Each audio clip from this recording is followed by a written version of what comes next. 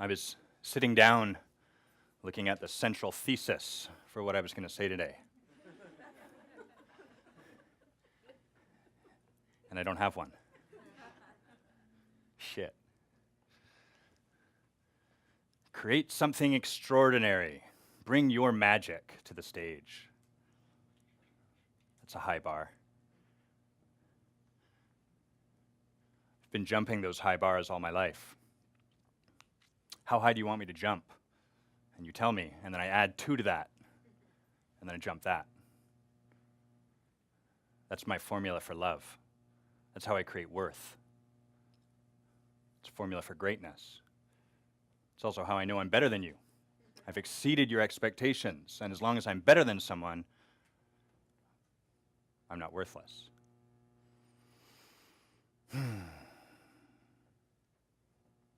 Perform to get love. Well, let's go to that. Let's start there.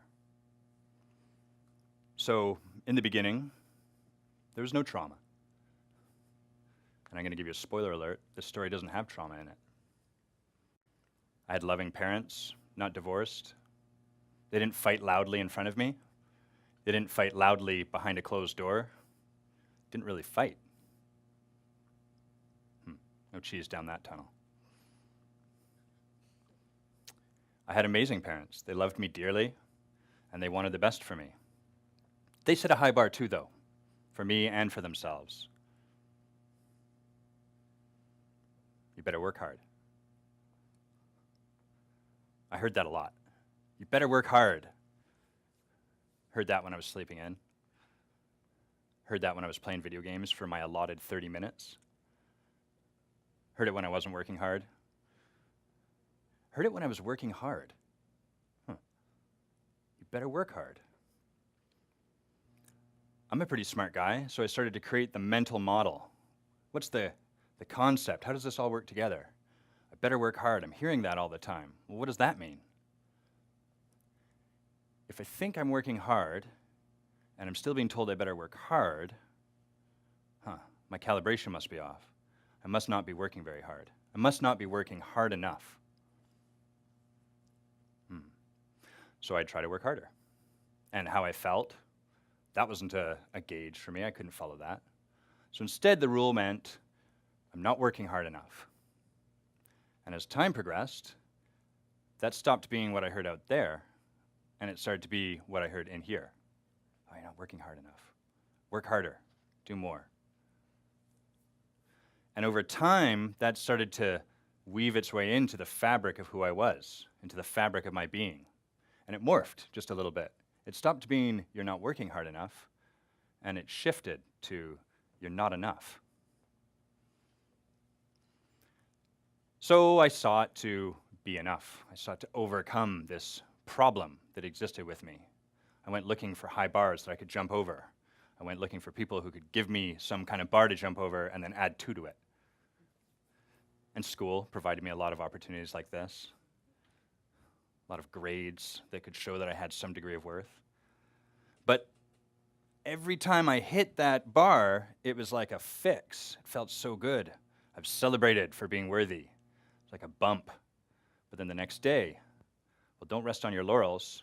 Don't take it easy. Remember, don't let off the steam. Keep working hard. It's important that you work hard at them. So I created a myth, a legend, an El Dorado.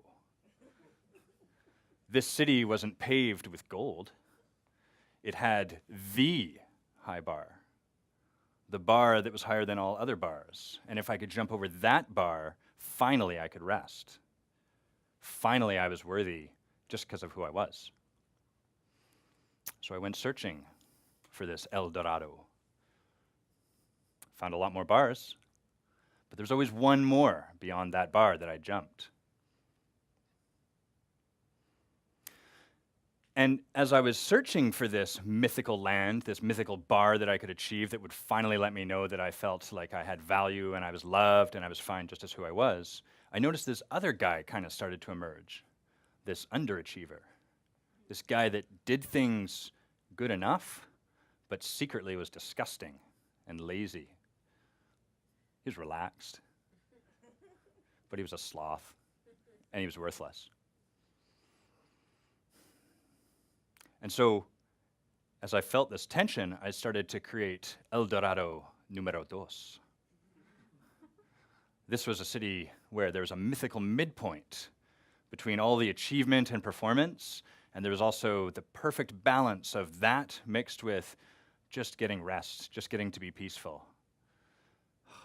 Just being able to take a breath. But that city wasn't there either. El Dorado Número Tres. This one was the seesaw. So I'd swing back and forth. It was like holding my breath to see how far I could dive down. I would work and perform and bank worth, bank up my value, and then fuck it. Get all that stuff off my plate. Sit back, get drunk, stoned, ignore life, prove my story of my own worthlessness. And then when I couldn't take it anymore, when I needed to go back to the surface for oxygen, I'd find a new bar. I'd jump over that. So what's the point of this story? The point is there isn't a point. That's the point. It's just a fucking story. We all have some flavor of this ridiculous story. We're all actively trying to solve this story from inside the story. And it doesn't work. So, have I collectively expanded our consciousness on an exponential level? I don't know. But that's the point. I don't have to jump over that bar. I don't need a bar like that to prove my worth.